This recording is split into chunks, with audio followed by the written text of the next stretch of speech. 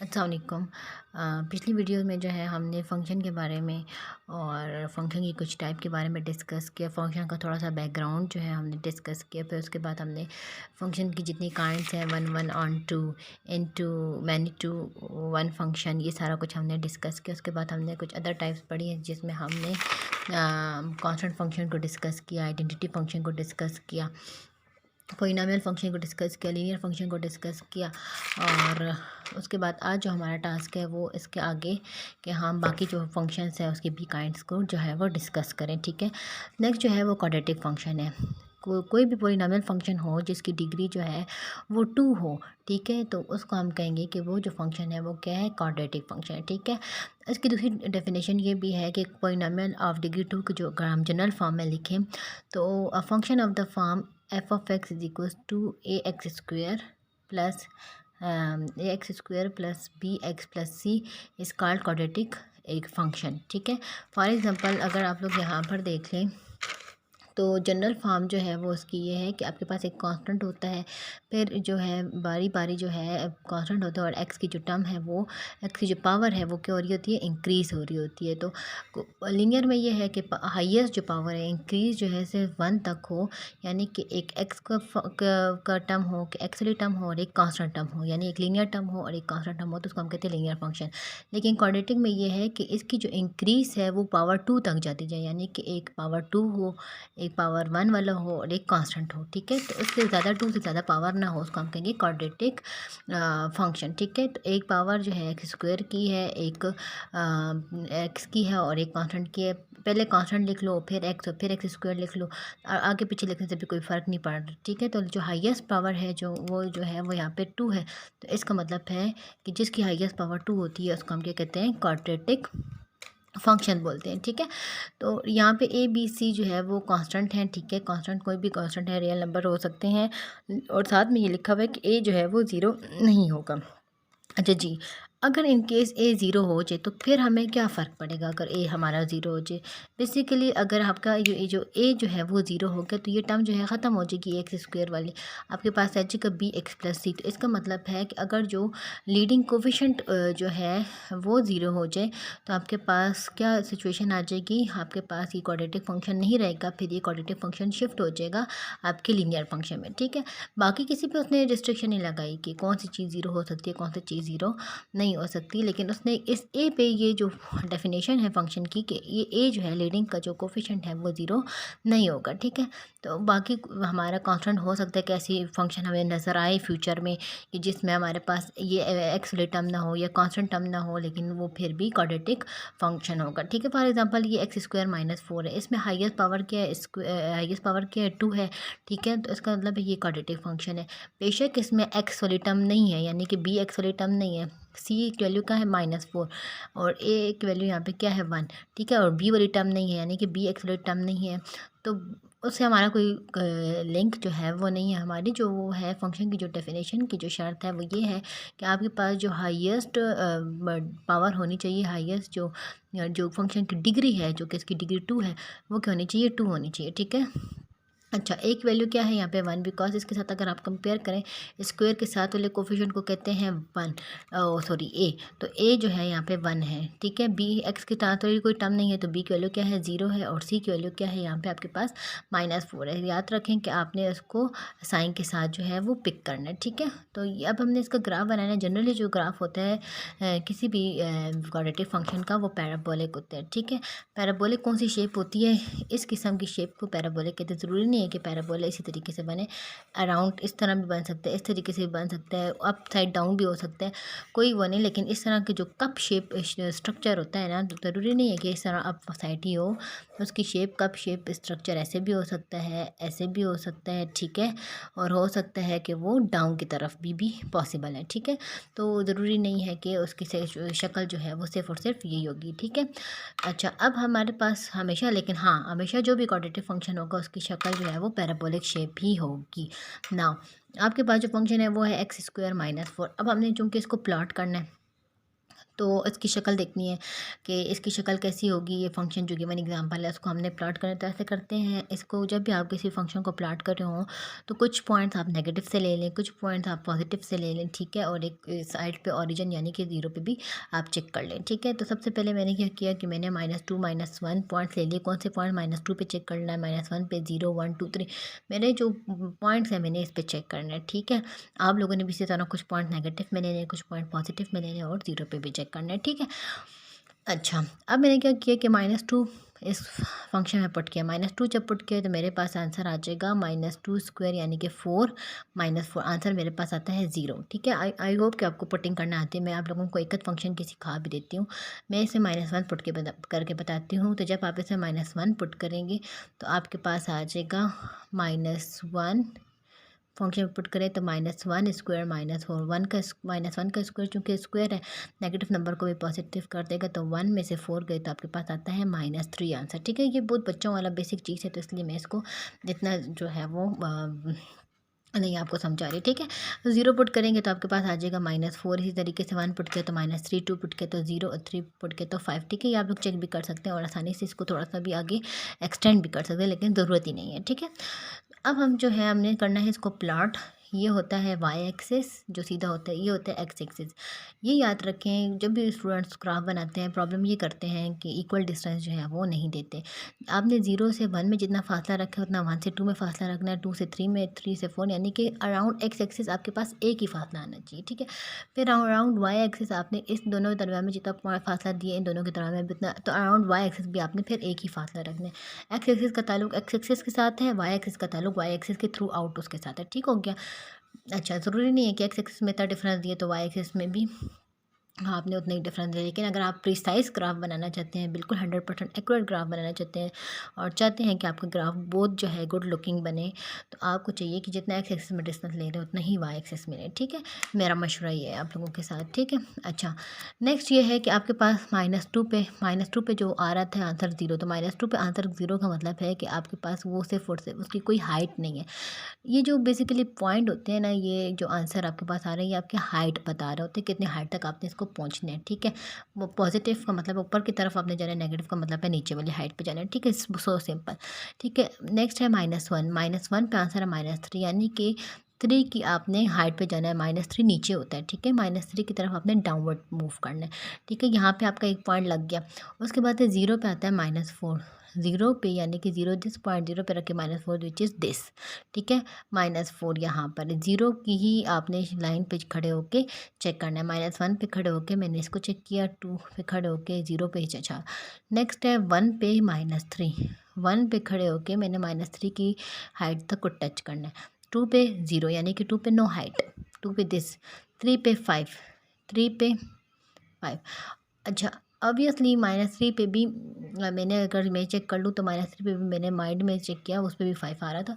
तो ये पॉइंट है, मैं इसको इसलिए सेम लेवल तक एक्सटेंड इसलिए करूँ ताकि मुझे वो पैराबोला की फुल शेप जो है वो मिल जाए। जब मैंने इन पॉइंट्स को ज्वाइन किया तो मेरे पास एक पैराबोलिक कप शेप आ गया। इसको कहते हैं ग्राफ ऑफ अ फंक्शन और हर क्वाड्रेटिक फंक्शन का ग्राफ पैराबोलिक होगा, ठीक है। Next, a cubic polynomial function is polynomial of degree 3 and can be denoted by this, ठीक है। ऐसा पोलिनोमियल जिसकी डिग्री जो है वो 3 हो यानी कि a³ bx² वही टर्म हो, कांस्टेंट टर्म हो, d हो, ठीक है। तो उसको हम क्या कहते हैं बट कोई क्यूबिक फंक्शन, ठीक है।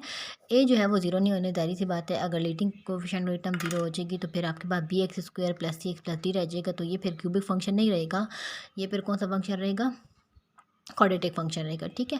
और ए बी सी डी ये सारे जो हैं कांस्टेंट हैं, ठीक है। लेकिन कांस्टेंट में ए ऐसा कांस्टेंट है जो कि प्लस भी हो सकता है माइनस भी हो सकता है लेकिन 0 नहीं हो सकता। बाकी बी सी डी पे कोई रिस्ट्रिक्शन नहीं है, वो हो ना हो उससे हमारे कोई ताल्लुक नहीं है। फॉर एग्जांपल ये है, इसमें आपके पास जो है अगर मैं इसके साथ कंपेयर करूँ तो ए वाली टर्म है इसका आंसर 1, स्क्वायर वाली टर्म नहीं है ए, तो इसका मतलब है A 1 है, B 0 है क्योंकि स्क्वायर टर्म नहीं है, C जो है वो भी 0 है और डी जो है वो 1 है। ठीक है, ये क्यूबिक फंक्शन है। अगर मैं सिंपल एक्स क्यूब भी लिखूँ ना तो ये भी क्यूबिक फंक्शन है, बिकॉज इसमें आपके पास हाईएस्ट जो डी पावर है, वो जो इसकी डिग्री है वो क्या है, वो 3 है। ठीक है, बेशक इसमें सिर्फ एक वैल्यू 1 है, बाकी बी सी डी तीनों आपस में क्या है, वो 0 है। ठीक है, उसके साथ हमारा ताल्लुक नहीं है, लेकिन फिर भी ये क्यूबिक फंक्शन है। सिर्फ और सिर्फ हमारा ताल्लुक जो होता है वो ए के साथ होता है, बाकियों के साथ नहीं होता। अच्छा, अब हम सीखना चाह रहे हैं दूसरा फंक्शन जो कि है rational function. Rational function is any function which can be represented as a rational fraction. से ऐसा फंक्शन जो कि डिवीजन के फॉर्म में आपको नज़र आए, उसको आप लोग क्या कहते हैं, और रैशनल फंक्शन कहते हो। लेकिन कहते हैं कि नीचे वाली चीज़ जो है वो ज़ीरो, नीचे जो फंक्शन जो है वो ज़ीरो नहीं होना चाहिए। ठीक है, अब इन केस अगर नीचे वाला फंक्शन जो है वो ज़ीरो हो गया, ठीक है, तो इसका मतलब है कि वो तो अनडिफाइन हो गया ना। इस सिचुएशन में कहते हैं कि ये जो है, इसका जो फंक्शन है वो डिवीजन के फॉर्म में होता है, और नीचे वाले फंक्शन में ऐसी वैल्यू पुट आपने हरगिज़ नहीं करनी जिससे आपके पास वो फंक्शन जो है वो नीचे वाला फंक्शन क्या है, ज़ीरो हो जाए। क्योंकि अगर नीचे वाला फंक्शन आपके पास ज़ीरो हो गया तो फिर वो अनडिफाइन आता है। डिवीजन के फॉर्म में जो आपको नज़र आते हैं, अभी आपका एग्जाम्पल आपको नज़र आ जाएगी। ठीक है, ओके, एग्ज़ाम्पल नहीं लिखी हुई तो हम ख़ुद लिख लेते हैं। F of X is equals to X plus 1 divided by X minus 1। ऐसा फंक्शन जो कि आपको डिवीजन की फॉर्म में नज़र आए एफ पर नीचे, तो ये आपके पास रैशनल फंक्शन है। ठीक है, ऊपर एक फंक्शन है, लेट्स सपोज ये फंक्शन है जी और ये फंक्शन है एच। ठीक है, तो ठीक है, फंक्शन है जो डिवीजन फॉर्म में, लेकिन हम इसमें हर वैल्यू पुट कर सकते हैं 1 के अलावा। क्योंकि अगर मैंने इसमें 1 पुट कर दिया तो यह आंसर आ जाएगा 2/0 विच इज़ अनडिफाइंड। ठीक है, तो आपने इसमें 1 पुट नहीं करना। ठीक है, तो ये रैशनल फंक्शन है, और साथ रेस्ट्रिक्शन दी कि नीचे वाले फंक्शन को 0 नहीं होना चाहिए, क्योंकि अगर नीचे वाला फंक्शन 0 हो गया तो आपके पास वो फंक्शन क्या कहलाएगा, अनडिफाइन हो जाएगा। ठीक है, फॉर एग्जांपल मैं एक और एग्जांपल अगर यहाँ पे लिखना चाहूँ तो F of X is equals to X plus 9 X minus 3 और 2 माइनस एक्स। ये भी रैशनल फंक्शन डिवीजन की फॉर्म में, इसलिए रैशनल फंक्शन इसमें हम 2 पॉइंट पुट नहीं कर सकते। एक 3 नहीं पुट कर सकते क्योंकि 3 माइनस 3 0 होता है, और दूसरा है 2 नहीं पुट कर सकते। ठीक है, क्योंकि 2 माइनस 2 0 हो जाएगा और प्रॉब्लम क्रिएट कर देगा हमारे लिए। ठीक है, तो एक तो आप 2 नहीं पुट कर सकते और एक आप 3 पुट नहीं कर सकते। ठीक है, और ये डिवीजन की फॉर्म में, इसलिए इसको हम रैशनल फंक्शन कहते हैं। ठीक है, आई होप आपको एग्जांपल जो है समझ आ गई होगी। अब है मॉडुलस फंक्शन या एब्सोल्यूट फंक्शन। ठीक है, कोई भी फंक्शन जिसका इनपुट रियल नंबर हो और आउटपुट भी आपके पास रियल नंबर आता है, डिफाइंड बाय। ठीक है, what is real number and what is real number, और ये क्या होता है। ठीक है, इसकी प्रॉपर्टीज़ क्या होंगी ये हम नेक्स्ट लेक्चर में पढ़ेंगे। ठीक है, रियल नंबर आपको मैं अगर आसानी अल्फाज में आपको कहूँ तो दुनिया के तमाम पॉइंट जो भी आपकी सोच में आते हैं, ठीक है, तो वो आपके पास क्या कहलाते हैं, पॉइंट में हो कि माइनस हो या प्लस हो या डिवीजन में हो, जो भी आपके माइंड में आते हैं वो दुनिया के तमाम पॉइंट्स। ठीक है, तमाम नंबर्स जो हैं जो कि कम्प्लेक्स नहीं है, ठीक है, तो वो क्या कहलाते हैं, रियल नंबर्स कहलाते हैं। ठीक है, अच्छा, दूसरी बात ये है कि इसकी जो डेफिनेशन है, इसका इनपुट भी आप हर रियल नंबर देंगे और आउटपुट भी आपके पास हर रियल नंबर आएगा। ठीक है, अच्छा, डिफाइन कैसे होता है एब्सोल्यूट फंक्शन ने, इस डेफिनेशन को समझाने से पहले आपके साथ एक एग्जांपल शेयर करना चाहती हूँ। एग्जांपल से ही आपको ये डेफिनेशन फिर बाद में समझ आएगी। ठीक है, तो इसको आप अभी इग्नोर करें, ये डेफिनेशन जो भी लिखी हुई है, तो मैं आपको पहले ये डायग्राम को समझा रही हूँ। ठीक है, फंक्शन है एब्सोल्यूट फंक्शन। एब्सोल्यूट फंक्शन एक ऐसी मशीन है कि जो हर नेगेटिव नंबर को क्या कर देती है, पॉजिटिव। एब्सोल्यूट फंक्शन एक ऐसी मशीन है जो कि हर नेगेटिव नंबर को क्या कर देती है, पॉजिटिव, और पॉजिटिव को क्या करती है, पॉजिटिव को पॉजिटिव ही रहने देती है। यानी कि ये पॉजिटिव मशीन है। ठीक है, क्या मशीन है, पॉजिटिव मशीन है। ये एक ऐसी मशीन है, ये मैं खुद से समझाने के लिए आप लोगों को ऐसे कह रही हूँ। ठीक है, पेपर में ऐसे नहीं लिखना। पॉजिटिव मशीन का मतलब है कि एक ऐसा फंक्शन है एब्सोल्यूट जो कि हर चीज़ को पॉजिटिव कर देता है। ठीक है, अब पॉजिटिव है तो वो तो पॉजिटिव ही रहेगा, लेकिन जो नेगेटिव है उसको भी पॉजिटिव कर देगा। ठीक है, यानी कि मैंने 1 का एब्सोल्यूट निकाला, 1 को एब्सोल्यूट की मशीन में डाला तो आंसर क्या है, 1। 0 एब्सोल्यूट 0, क्योंकि ये पॉजिटिव थे तो उसको ऑलरेडी क्या पॉजिटिव बनाए। ठीक है, और -1 को आपने डाला तो आपको मिला 1, -5 को डाला तो आपको मिला 5। ठीक है, -3 को आपने एब्सोल्यूट में डाला तो -3। मेक आउटपुट पॉजिटिव, ये एक ऐसी मशीन है जो कि हर आउटपुट को क्या कर देती है, पॉजिटिव। आई होप कि आपको ये बात समझ आ गई कि जो हर आउटपुट को क्या कर देती है, पॉजिटिव। ठीक है, दूसरा एब्सोल्यूट बताता क्या है, ठीक है, ये मैं आपको बाद में बताऊँगी कि एब्सोल्यूट फंक्शन आपको बताता बेसिकली क्या है, क्यों पॉजिटिव कर रहा है, ये क्यों ऐसा फंक्शन है कि जो हर चीज़ को पॉजिटिव कर रहा है, क्या इसकी ज़रूरत है, ठीक है, ये बाद में बताऊँगी, ठीक है। अभी मैं आपको समझा रही हूँ इसकी डेफिनेशन, ठीक है, जो कि मैंने छोड़ दी थी। चूँकि आप लोगों को सबको आइडिया हो चुका है कि एब्सोल्यूट फंक्शन एक ऐसा फंक्शन है कि जो हर चीज़ को क्या कर देता है, पॉजिटिव, ठीक है। अच्छा, अब मेरे पास दुनिया में दो किस्म के नंबर होते हैं, एक होता है पॉजिटिव, एक नेगेटिव, ठीक है। तो पॉजिटिव नेगेटिव की दो सिचुएशन है, ज़ीरो पे तो छोड़ देना आप, ज़ीरो पे तो ज़ीरो ही है, पॉजिटिव नेगेटिव, ठीक है। लेट सपोज मेरे पास नंबर है पॉजिटिव, पॉजिटिव मतलब ग्रेटर देन ज़ीरो। दो नंबर्स होते हैं, दो नंबर की किस्म होती है, एक ये ज़ीरो के इस साइड पे पॉजिटिव होते हैं और ज़ीरो के इस साइड पे नेगेटिव होते हैं, ठीक है। तो पॉजिटिव नंबर का मतलब है कि ज़ीरो से बड़े नंबर, यानी कि ग्रेटर दैन ज़ीरो, ग्रेटर का ये साइन होता है जिसका मुंह खुला हुआ होता है, ठीक है, ग्रेटर दैन ज़ीरो। तो पॉजिटिव नंबर का मतलब होता है ग्रेटर दैन ज़ीरो, यानी कि 1 2 3 4 5 6 7 8 9 10, पॉइंट में हो जिसमें भी हो, ठीक है। दुनिया में जो भी ज़ीरो से और उस पार नंबर हैं, ठीक है, राइट साइड पे नंबर है, वो ग्रेटर देन ज़ीरो है, ठीक है। अच्छा, ग्रेटर देन ज़ीरो में सिचुएशन कहते हैं कि एब्सोल्यूट ऑफ वन आपके पास क्या आएगा, वन आएगा। यानी कि अगर आप फंक्शन में आपके पास एब्सोल्यूट पुट कर रहे हैं तो आपके पास जो एब्सोल्यूट ऑफ वन जो है आपके पास क्या आएगा, वन आएगा। यानी कि एब्सोल्यूट ऑफ एक्स बराबर होगा एक्स के। मैं आपको दोबारा से समझाती हूँ कि मैंने आप लोगों को क्या समझाया है, ठीक है। सबसे पहले मैंने आप लोगों को बताया है कि एब्सोल्यूट एक ऐसी मशीन है, ठीक है, जो हर नंबर को प्लस कर देती है। यानी कि अगर मेरे पास 2 है तो मेरे पास आंसर क्या आएगा, 2 आएगा, ठीक है। अगर मेरे पास -9 है तो ये आपको आउटपुट क्या देगी, 9 देगी, ठीक है। ये तो बात समझ आ गई। दूसरी बात ये है, एब्सोल्यूट की डेफिनेशन है, दो हिस्सों पे मुश्तमिल है। एक आपके पास ये है नॉन नेगेटिव और एक है आपके पास नेगेटिव, नॉन नेगेटिव, और ये है आपके पास नेगेटिव, ठीक है। नॉन नेगेटिव और नेगेटिव दो दो हिस्सों पे मुश्तमिल है। फिर मैंने आपको कहा कि ज़ीरो के इस साइड पे आपके पास तमाम जो हैं इस साइड पे पॉजिटिव नंबर आते हैं और इस साइड पे आपके पास नेगेटिव नंबर आते हैं, यानी कि -1 -2। एग्री है सब, ठीक है। उसके बाद आपके पास है कि फंक्शन एब्सोल्यूट फंक्शन कहता है कि एब्सोल्यूट ऑफ एक्स बराबर है बिल्कुल एक्स के जब आप नॉन नेगेटिव लेते हैं। For example non negative number कौन से हैं, जो कि इससे ज़ीरो से आगे हैं, ठीक है, ज़ीरो और ज़ीरो से आगे। फॉर एग्ज़ाम्पल मैं ले लेती हूँ नंबर 10, ठीक है, 10 पुट करती हूँ तो 10 का एब्सोल्यूट कहता है वापस एक्स आएगा, यानी कि वापस 10 आएगा, ठीक है।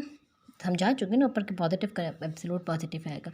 लेट सपोज मैं लेती हूँ 3, तो 3 का एब्सोल्यूट मेरे पास क्या आता है, वापस ये एक्स है ना, 3 ही आएगा।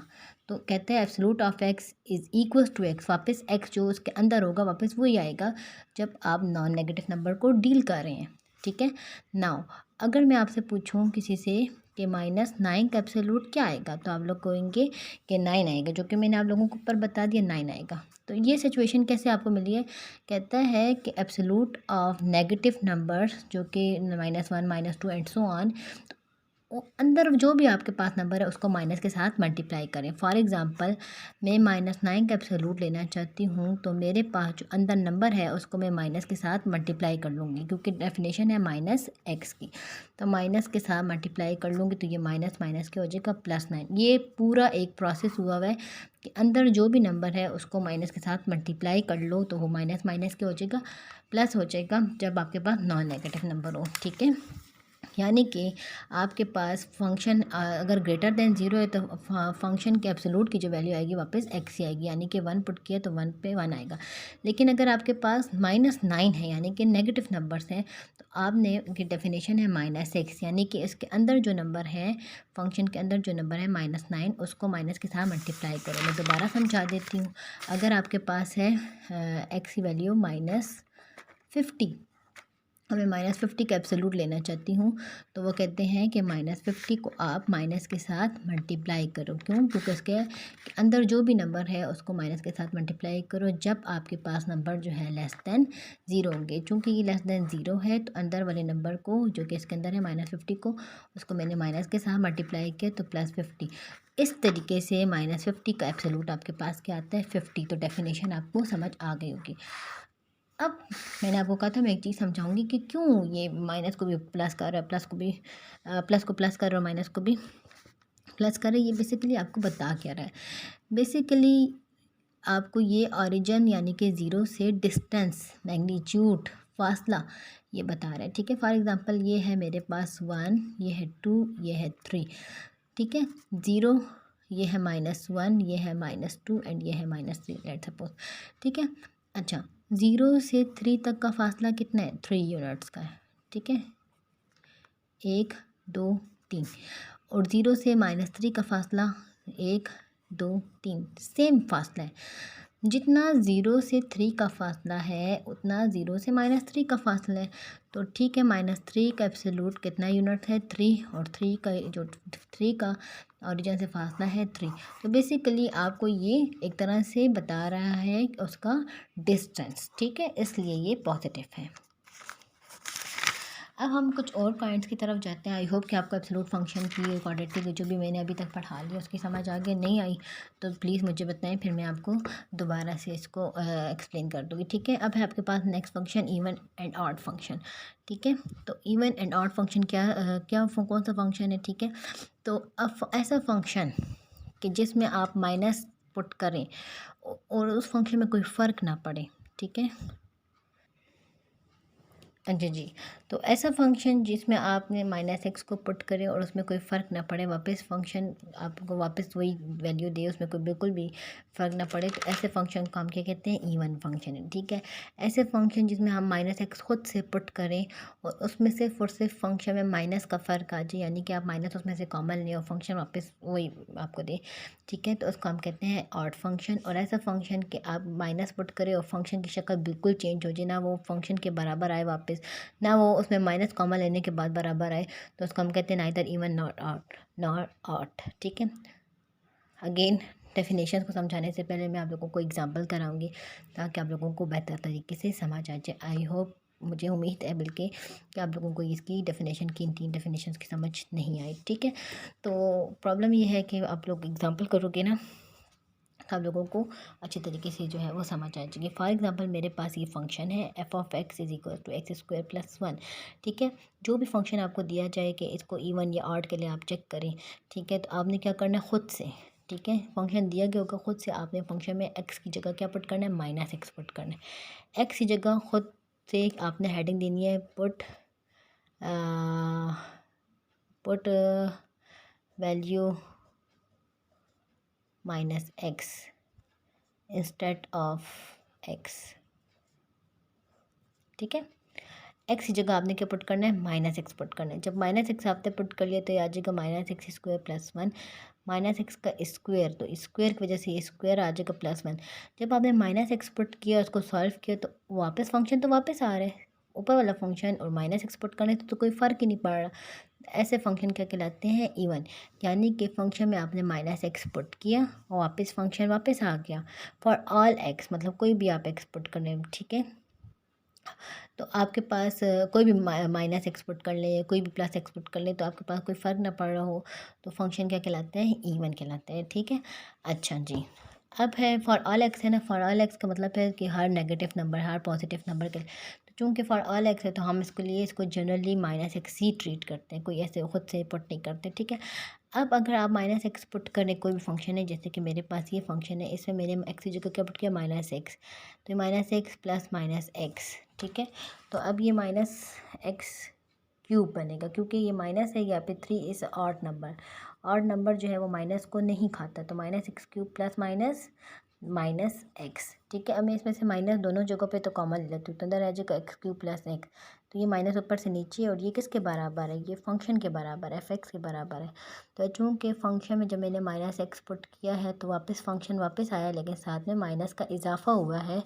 ऐसे फंक्शन को क्या कहते हैं, ऑड, कि जब मैं फंक्शन में माइनस एक्स पुट करूँ, फंक्शन वापस आए लेकिन साथ में माइनस का इजाफा हो जाए, तो हम उसको क्या कहते हैं, फंक्शन इज़ ऑड फंक्शन। अब ये है कि अगर आप किसी भी फंक्शन में माइनस एक्सपोर्ट करें, ना वो फंक्शन के बराबर आ रहा हो, ना वो माइनस मुकामा लेने के बाद फंक्शन के बराबर आ रहा हो, तो हम उसको कहेंगे नाइदर इवन नॉर ऑड, ठीक है। उसकी भी हम एग्जांपल को जो है वो देख लेते हैं। फॉर एग्जांपल आपके पास ये function x cube plus one, इसे मैंने एफ ऑफ एक्स की जगह माइनस एक्स पुट किया, तो ये हो जाएगा minus x cube plus one. क्या ये दोनों सेम है, not even, because not same, same नहीं है तो इवन नहीं है। अब मैं इसमें से माइनस कॉमन ले लेती हूँ, माइनस कॉमन ले लेती हूँ, मेरे पास अंदर रह जाएगा, जब माइनस कॉमन लेते हैं तो अंदर के साइन चेंज होते थे। यहाँ पे माइनस था तो ये हो गया प्लस, यहाँ पे प्लस था तो यहाँ पे हो गया माइनस। क्या अब ये अंदर वाला फंक्शन के बराबर है, नहीं, ये अभी भी अंदर वाला फंक्शन के बराबर नहीं, क्योंकि वो था एक्स क्यूब प्लस वन। तो फंक्शन जब मैं माइनस एक्सपोर्ट किया तो वो माइनस एफ ऑफ एक्स के बराबर नहीं आया, और इसी तरीके से जब मैंने फंक्शन में माइनस एक्सपोर्ट किया है तो वो एफ एक्स के बराबर नहीं आया, तो इसलिए वो इवन नहीं है। और अभी इसमें माइनस एक्सपोर्ट किया तो माइनस एफ ऑफ एक्स से बराबर नहीं आया, तो ये इवन भी नहीं, ऑड भी नहीं, तो ना इधर इवन नॉर ऑड। ऐसे फंक्शन को आप बोलेंगे कि ये ना इधर इवन है, ना इधर इवन, ठीक है, nor odd. F of x is equal to X cube plus one is neither even nor odd. अब है आपके पास एक्सप्लिसिट फंक्शन, इम्प्लिसिट फंक्शन, इस चीज़ को हम पढ़ेंगे, ठीक है।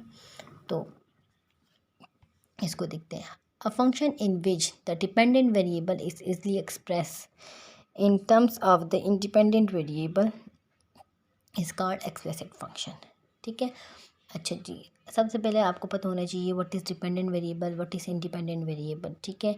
अगर आपको नहीं पता तो मैं आप लोगों को बता देती हूँ, बट मैं आप लोगों को पिछली वीडियो में आई थिंक सो कि बता चुकी हूँ, यस। इधर मैंने आप लोगों को बताया था कि डिपेंडेंट वेरिएबल कौन सा होता है, ठीक है, और ये इंडिपेंडेंट वेरिएबल कौन सा होता है, ठीक है।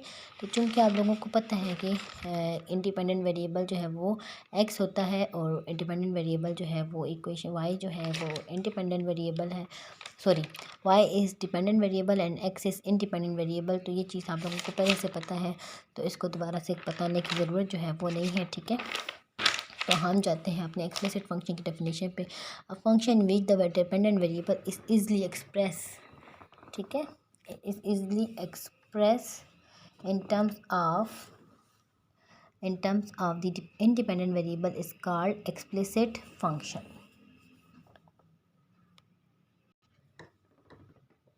यानी कि कोई भी आपके पास फंक्शन हो, ऐसा फंक्शन जिसमें आप डिपेंडेंट वेरिएबल को और इंडिपेंडेंट वेरिएबल को एक साइड पे रख सकें, तो ऐसे फंक्शन को हम क्या कहते हैं, एक्सप्लिसिट फंक्शन। देखें यहाँ पे डिपेंडेंट वेरिएबल इधर है, और ये बाकी सारे जो है यहाँ पे इंडिपेंडेंट वेरिएबल है, ये डिपेंडेंट है और ये इंडिपेंडेंट अकेले अकेले हैं, अलग अलग हैं, ठीक है। तो ऐसी सिचुएशन में हम इसको क्या कहते हैं कि ये एक्सप्लिसिट फंक्शन है। इम्प्लिसिट फंक्शन में ये होता है कि डिपेंडेंट और इंडिपेंडेंट वेरिएबल का जो है वो मिक्सअप होता है, ठीक है। If the dependent variable and independent variable are mix up in such a way, ऐसे वे में कि इनको हम अलग ना कर सकें, किसी भी डिपेंडेंट वेरिएबल और डिपेंडेंट वेरिएबल को हम इंडिपेंडेंट वेरिएबल में ना लिख सकें, ठीक है। In such way that dependent variable can not be, dependent variable यानी कि Y can not be express in, ना लिख सकें in the term of X की फॉर्म में independent variable, then such function is called implicit function. मजमूआ हो, for example X square plus Y square plus 12xy plus 8x plus 9, इसमें हम y को अलग करके नहीं लिख सकते। ऐसी सिचुएशन में हम इसको क्या कहते हैं कि ये कौन सा फंक्शन है, ये इम्प्लिसिट फंक्शन है, ठीक है। आपके पास इसमें आप x और y जो है आपस में अलग नहीं है, तो इसलिए हम इसको क्या कह सकते हैं कि ये इम्प्लिसिट फंक्शन है। फॉर एग्जांपल अ फंक्शन, अच्छा, parametric function, a function in which x and y are expressed as a function of third variable is called parametric function. कि इसमें क्या होता है कि किसी फंक्शन को हम एक्सप्रेस कर लेते हैं किसी थर्ड वेरिएबल के फॉर्म में, ठीक है, इसको हम कहते हैं पैरामेट्रिक फंक्शन, ठीक है। The function defined by the equation this and this x is equal to a t square and y is equal to is a parametric function and equation 1 2 are parametric equation, ठीक है। एक देखें, the a function in which x and y are express, ऐसा function जिसमें एक ऐसा function है जो कि एक्स और वाई से मिलके बना हुआ है, ठीक है। एक ऐसा फंक्शन है, ठीक है, ये आपके पास फंक्शन है, इसमें आपके पास something X square plus 9x something होगा, ठीक है। यानी कि मैं वाई की अपनी, ये वाई है और ये यहाँ पे एक्स ए फंक्शन है, इसमें एक्स की मैं अलग वैल्यू निकाल लूँ, ठीक है, और वाई की मैं अलग वैल्यू निकालूँ लेकिन किसी दूसरे वेरिएबल में, ठीक है। एक्स और y express as a function of third variable, x की अलग वैल्यू है, वाई की अलग वैल्यू है, ठीक है। इस कॉल्ड पैरामेट्रिक फंक्शन, जो कि मैंने उसको पहले से बताया है कि एक ऐसा फंक्शन है जिसकी एक्स ये है और वाई ये है। तो वो जो फंक्शन है, एक ऐसा फंक्शन है जो मैंने कहा कि एक ऐसा फंक्शन है जिसका एक्स ये है वाई है, वो जो फंक्शन है वो क्या कहलाएगा, आपके पास पैरामेट्रिक फंक्शन कहलाएगा, ठीक है। और ये जो एक्स वेरिएबल की वैल्यू है एक्स और वाई की, ये जो है आपके पास क्या है, पैरामेट्रिक इक्वेशन है उस फंक्शन की, ठीक है। मैंने आपको बताया कि एक ऐसा फंक्शन है, ठीक है, जिसकी एक्स ये है और जिसकी वाई ये है, ठीक है। फंक्शन तो आपको पता है ना, लेफ्ट साइड पे आपके पास डिपेंडेंट वेरिएबल होता है, राइट साइड पे आपके पास इंडिपेंडेंट वेरिएबल होता है। तो एक ऐसा फंक्शन है आपके पास जिसके लेफ्ट साइड पे डिपेंडेंट है और इंडिपेंडेंट है, या मिक्सचर है, जिसकी एक्स ये है और जिसकी वाई ये है, तो वो पैरामेट्रिक फंक्शन कहलाता है। और इन इक्वेशंस को हम कहते हैं पैरामेट्रिक इक्वेशन, और जो पैरामीटर जो यूज़ हुआ है अलग वेरिएबल टी, इसको हम कहते हैं पैरामीटर, ठीक है। अब मैं वो फंक्शन मालूम करना चाहती हूँ कि वो कौन सा फंक्शन है जिसमें कि एक्स ये है और जिसकी वाई ये है। तो दो तरीके हैं मेरे पास, ठीक है, तो दोनों तरीके सिंपल हैं, कोई प्रॉब्लम नहीं है, आप दोनों में से एक तरीका इस्तेमाल कर सकते हो। आपके पास दो इक्वेशन है, एक और दो, आप किसी भी इक्वेशन में से, पहली या दूसरी किसी भी इक्वेशन में से आप टी की वैल्यू निकाल लें, ठीक है। मुझे ऐसा लग रहा था कि टी सेकंड इक्वेशन से निकालूंगी तो स्क्वायर वाली टर्म से मेरी जो है वो हल्की सी जान छूट जाएगी, तो मैंने क्या किया कि सेकंड इक्वेशन से निकाला टी की वैल्यू। टी के साथ 2a है तो दोनों साइडों पे 2a डिवाइड किया तो मेरे पास आ जाएगा y/2a। कैसे किया कि मेरे पास टी की वैल्यू निकालने के लिए 2a पे डिवाइड किया, क्योंकि टी के साथ 2a था, ये कैंसिल हो जाएंगे, तो टी की वैल्यू आ जाएगी y/2a। अब मैंने चूँकि दूसरी इक्वेशन से निकाला है, इसको अब फर्स्ट इक्वेशन में पुट करूँगी, तो x is equal to a, t की जगह मैंने y/2a स्क्वायर, वाई का स्क्वायर वाई स्क्वायर, 2 का स्क्वायर 4 और a का स्क्वायर a स्क्वायर, ये दो ए थे, एक ए से कट गया, नीचे एक ए रह गया, तो आपके पास बचेगा x is equal to y square by 4a। अब मैं क्रॉस मल्टीप्लिकेशन करूँगी, इसके नीचे कुछ नहीं है तो 1 है, ये हो जाएगा 4ax equals to y square. This is the parametric function. दूसरा तरीका ये है कि ज़रूरी नहीं है कि आप जो है सेकंड इक्वेशन को पिक करते हो उसमें से, मैं फर्स्ट इक्वेशन से भी तो टी की वैल्यू निकाले, लेकिन अब चेक करते हैं कि क्या फर्स्ट इक्वेशन से भी करूँ तो सेम सिचुएशन है या नहीं है। तो मैंने जो है उसमें से टी की वैल्यू निकाल ली, तो ये आ जाएगा टी स्क्वायर है तो टी स्क्वायर की वैल्यू निकालूंगी, फिर उसके बाद स्क्वायर रूट लूँगी तो फिर टी ये निकलेगी। तो T square is equal to X by A, दोनों साइडों पर अंडर रूट लिया तो X by under root x by A हो जाएगा, ठीक है। टी स्क्वायर के साथ दोनों साइडों पे ए था तो ए के साथ दोनों साइडों पर डिवाइड किया, तो यहाँ पे जब मैंने डिवाइड किया तो ये ए कैंसिल और x by a t square की वैल्यू है। मुझे चूँकि टी की वैल्यू चाहिए तो दोनों साइडों पर मैंने स्क्वायर रूट ले लिया। अब चूँकि मैं 1 से टी की वैल्यू निकाल चुकी हूँ, तब मैं 2 में पुट करूँगी, तो y is equal to 2a under root x by a, under root x पे अलग आएगा और ए पे अलग आएगा, ठीक है।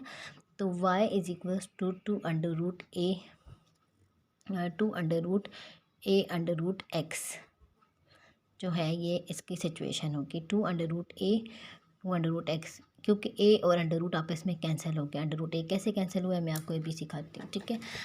अच्छा, आपको पता है किसी भी नंबर को आप 2 टाइम्स अंडर रूट ए के फॉर्म में लिख सकते हैं, क्यों, क्योंकि ये अंडर रूट ए दो अंडर रूट हुए हैं तो हम इसको लिख सकते हैं अंडर रूट ए का स्क्वायर, ये स्क्वायर अंडर रूट कैंसिल हो गया तो आपके पास वापस ए नहीं आएगा, आएगा ना।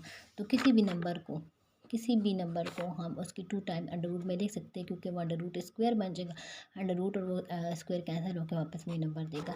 तो चूँकि यहाँ पे जो सिचुएशन है वो है 2a under root x by under root A, तो जो सिचुएशन वो यहाँ पर लिखती हूँ 2a under root x by under root ए।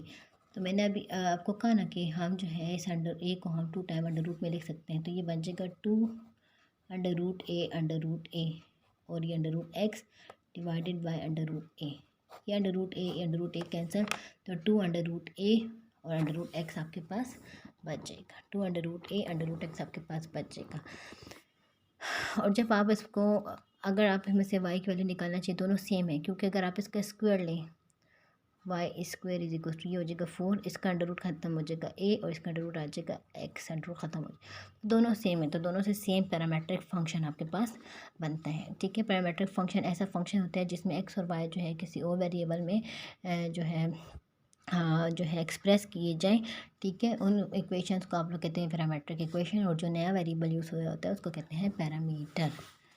ठीक है, नेक्स्ट आपके पास कुछ और जो है टोटल 16 टाइप्स हैं, इसके अलावा भी टाइप्स हैं, बट प्रॉब्लम यह है कि आप लोग जो है इतना भी आप लोगों के लिए काफ़ी है। ठीक है, अच्छा, अब ये जो 13 वाला है इसको मैं स्टार्ट में लिखूँ क्योंकि मुझे इसको पहले समझाना चाहिए ताकि आप लोगों के लिए आसानी हो, या बाकी दो फंक्शंस के लिए। ठीक है, अच्छा, तो इसलिए मैं पहले अलजेब्रिक फंक्शन जो है वो सिखा रही हूँ। Algebraic function is a function that involve only algebraic operation like addition, subtraction, multiplication and division. ऐसे फंक्शन जिसमें सिर्फ प्लस माइनस मल्टीप्लाई डिवाइड और वेरिएबल्स होते हैं, प्लस माइनस होते हैं, मल्टीप्लाई डिवाइड होते हैं। ठीक है, उसको आप लोग क्या कहते हैं, अलजेब्रिक फंक्शन। पॉलिनॉमियल फंक्शन में बेसिकली प्रॉब्लम ये थी कि उसमें जो है तो आपके पास जो सारी जो पावर्स हैं वो पॉजिटिव होनी चाहिए एक्स की।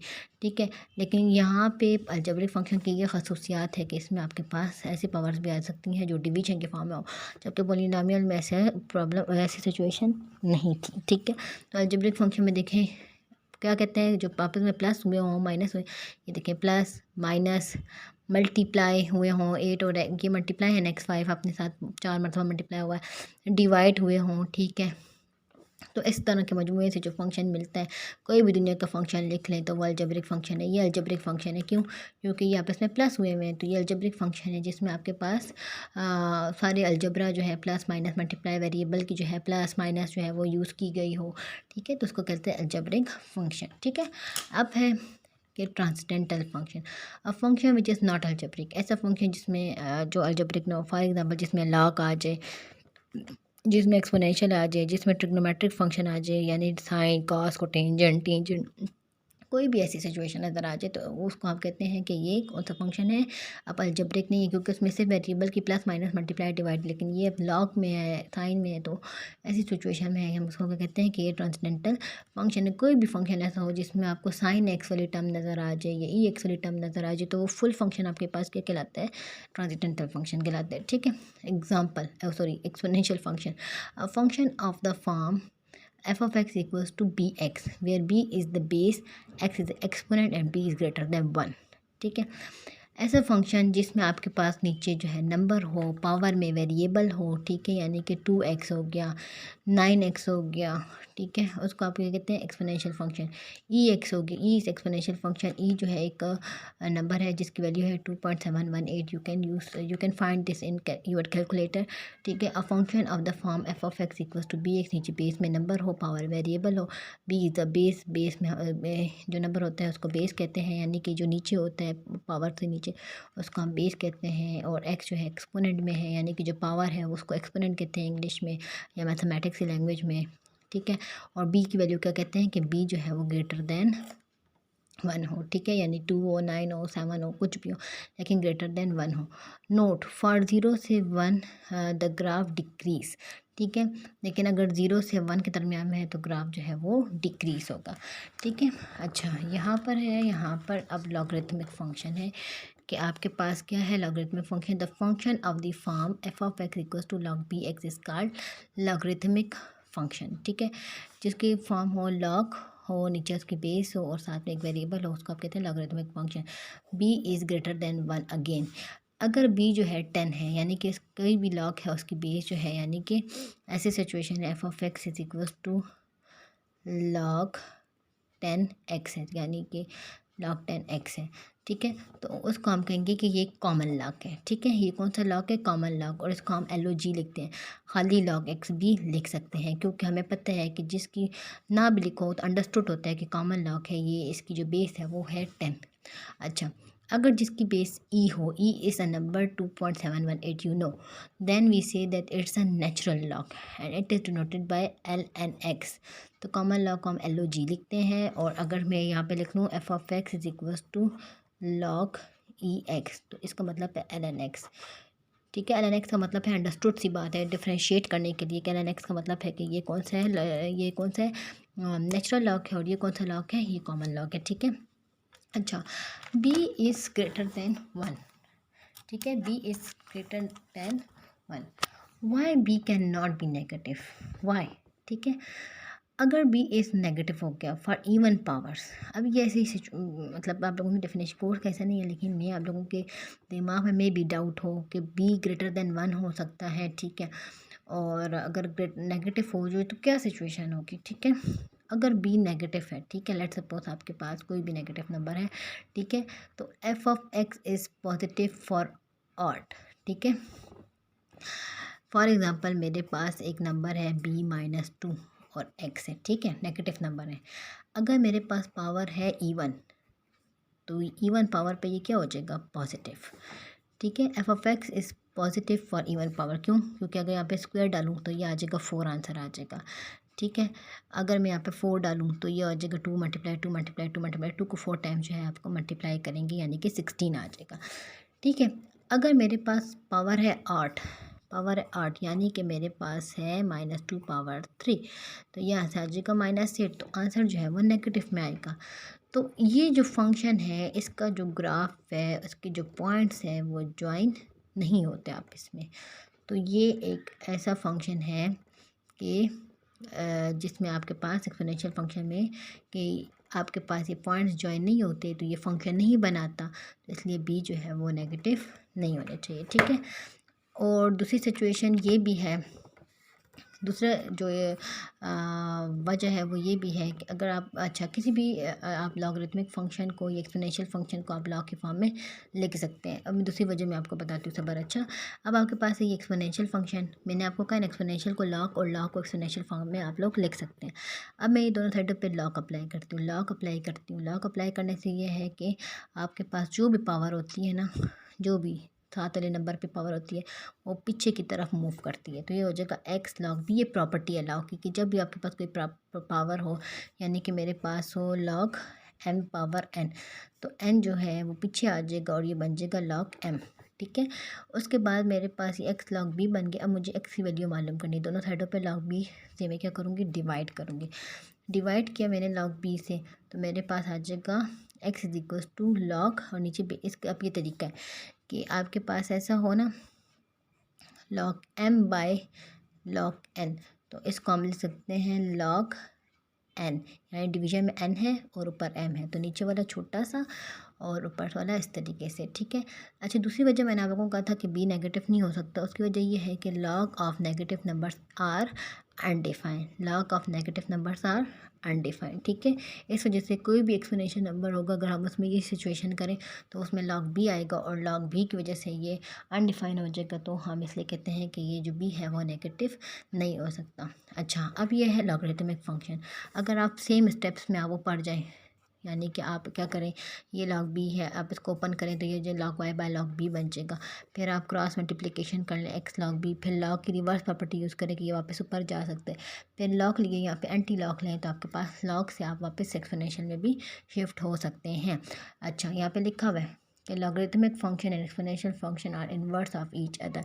ठीक है, और तो ये सिचुएशन है कि आप लोगों ने ये याद कर, नेगेटिव नहीं हो सकता क्योंकि लॉग बी जो है अनडिफाइन होता है, पॉजिटिव के लिए डिफाइन है, और अगर ये 0 और 1 के दरमियान में हो तो ग्राफ जो है वो डिक्रीज़ होता है, जबकि एक्सपोनेंशियल फंक्शन का जो ग्राफ है वो इंक्रीज़ होता है अगर आप b ग्रेटर देन 1 लें, और अगर आप 0 से 1 के दरमियान में लें तो ग्राफ जो है वो क्या होगा, डिक्रीज़ होना शुरू हो जाएगा, यानी कि ग्राफ बारी बारी उसकी वैल्यू जो है वो कम होती शुरू हो जाएगी। ठीक है, क्योंकि आप को ये आइडिया होगा कि आप जो भी छोटा नंबर हो उसकी जो है पावर जो है वो ज़्यादा लेते जाएं। ठीक है, तो वो आपके पास मज़ीद जो है वो छोटा होता है। फॉर एग्ज़ाम्पल मैंने आपको कहा कि 0 से b से 1 पे ग्राफ जो है वो डिक्रीज़ होता है। ठीक है, फॉर एग्ज़ाम्पल मैं लेती हूँ 0.2 का 2x। ठीक है, यानी कि 0 1, ये मेरे पास फंक्शन है। मैंने कहा ये बारी बारी डिक्रीज़ होता है। सबसे पहले मैं 1 पुट करूँगी तो मेरे पास 0.1 आएगा, ठीक है। अब मैं 0.2 का जो है वो स्क्वायर मालूम करूँ तो उसका आंसर आ जाएगा 0.04, ठीक है। फिर मैं इसको मज़ीद क्यूब लूँ तो मेरे पास आ जाएगा, लेट मी फाइंड, 0.04 मल्टीप्लाई 0.2,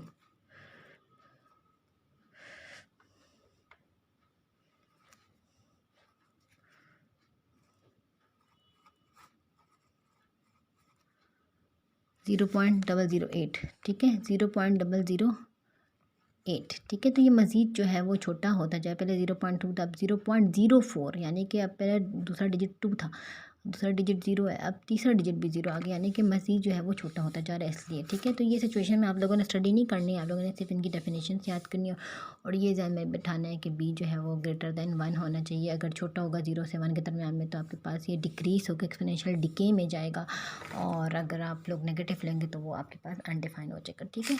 तो ये सिचुएशन है, ठीक है। अब आपने करना है इन्वर्स ऑफ अ फंक्शन, ठीक है। तो इन्वर्स ऑफ अ फंक्शन जो है मैं इसी वीडियो में आप लोगों को सिखा देती हूँ, बजाय इसके कि मैं नेक्स्ट वीडियो में आप लोगों के लिए अपलोड करूँ तो मे बी आप लोगों के लिए प्रॉब्लम हो जाए वीडियो को ढूंढने में, ठीक है। तो इसी में आप लोगों को मैं इन्वर्स ऑफ अ फंक्शन है, फिर उसके बाद कंपोजिशन ऑफ फंक्शन है, और उसके बाद रियल नंबर की प्रॉपर्टीज़ है, ठीक है। फंक्शन ख़त्म हो जाए ना कंपोजिशन और फंक्शन तक, तो रियल नंबर के लिए मैं अलग वीडियो जो है वो बना लूँगी आप लोगों के लिए, ठीक है। तो ये आप लोगों का जितना भी मैं अभी वीडियो अपलोड करूँगी इस वीक का आप लोगों का टास्क होगा, आप लोगों ने इसको समझना, ठीक है। अच्छा, सबसे पहले हम सीखेंगे कि इन्वर्स ऑफ फंक्शन का मतलब क्या है, ठीक है। तो इन्वर्स ऑफ फंक्शन, ये फंक्शन है, इसका इन्वर्स मालूम करना है। सबसे पहले हम देखते हैं कि ये फंक्शन है, इसका इनपुट क्या, आउटपुट क्या है। इनपुट हम अपनी मर्ज़ी से देते हैं because input is independent variable, and output जो है डिपेंड करता है कि आपने क्या पुट किया। तो output is dependent and input is independent, you all know, ठीक है, बेटर देन मी। अब मैंने -1 पुट किया तो 2 मल्टीप्लाई -1 -2 + 3 आपके पास 1 आता है। आई होप, मैं उम्मीद रखती हूँ कि आप लोगों को पुटिंग आती है। 0 पुट करोगे तो 3 आंसर आएगा, 1 पुट करोगे तो 5, 2 पुट करोगे तो मेरे ख्याल से 7, और 3 पुट करोगे तो 9, ठीक है। 3 पुट करोगे तो 9, 2 पुट करोगे तो 7, 1 पुट करोगे तो 5, 0 पुट करोगे 3, -1 पुट करोगे तो 1। मैं 3 पुट करके आपको बताती हूँ। ये फंक्शन है आप लोगों के पास 2x + 3, इसमें मैं 3 पुट करके बताती हूँ। इसी जगह क्या पुट करना है, 3। अब 2 3 करके होता है 6, 6 + 3 कितना होता है 9, ठीक है, 9। इस तरीके से आपने मेरे वैल्यूज़ जो है वो पुट किए। अच्छा, ये इनपुट है, ये आउटपुट है। अब इन्वर्स का मतलब ये है कि आपने क्या किया। अच्छा, आप डेली फंक्शन में जो क्या करते हैं, इनपुट पुट किया है तो आपके पास आउटपुट आया है, एक्स वैल्यू दी है, आपके पास वाई आया है, तो आपके पास आया है वाई इज इक्वल्स टू, यानी कि आपने फंक्शन अप्लाई किया, जो फंक्शन था उसमें एक्स अप्लाई किया तो आपके पास वाई की जो है वो वैल्यू आती गई है, यानी कि आउटपुट जो है वो आपके पास आता गया है, ठीक है। ये वाई है, ये एक्स है। फंक्शन में आपने एक्स को दिया है, यानी फंक्शन ये है, फंक्शन में आपने एक्स को इनपुट करते गए, आपके पास आंसर आया गया वाई का, ठीक है, ठीक है, ये हम समझ गए। Now what is output, sorry what is inverse. Inverse का मतलब है अपोजिट जाना है, यानी कि आपको आउटपुट दिए गए हों और आपने पास इनपुट तलाश करना है, ठीक है। आपको आउटपुट दिए गए हैं और आपने क्या करना है, इनपुट तलाश करना है, यानी कि आपको वाई दिया गया होगा और आपने क्या मालूम करना है, एक्स तलाश करना है, ठीक है। यानी ये सिचुएशन होगी। आप वाई में आप क्या करेंगे, अब आप इसको एफ इन्वर्स से रिप्रेजेंट करते हैं, ठीक है। फॉर एग्ज़ाम्पल आपको क्या सिचुएशन देगी, मैं आप लोगों को समझाऊँ। आपको आउटपुट दिए गए होंगे 1 3, लेट सपोज मैं 2 ही लिखती हूँ, ठीक है। ये वाई दिया हुआ है और आपने इसके एक्स तलाश करने, 1 3 5 7, ठीक है, इसके एक्स तलाश करने। यानी कि अब आप फंक्शन में वाई देंगे और आपको क्या मिलेगा, एक्स मिलेगा। अब ये एफ़ उधर, इसका क्या मतलब है कि एफ़ इन्वर्स एक्स, आपने जो है f inverse x is equals to y, यानी कि आपको आउटपुट दिए हुए हैं और आपने क्या करना है, इनपुट तलाश करना है। आपको जो है आउटपुट दिए हुए हैं, यानी कि ये वाई की वैल्यू दी हुई है और आपने क्या करना है, इनपुट तलाश करना है, ठीक है। दिस इज़ दी इनपुट और दिस इज़ दी आउटपुट। अब आपने वाई से एक्स की तरफ जो है वो मूव करना है, ठीक है। अब आपका जो इनपुट है वो वाई है और आउटपुट जो है वो आपका क्या है, एक्स है, ठीक है। आपने आउटपुट से इनपुट की तरफ जो है वो जाना है।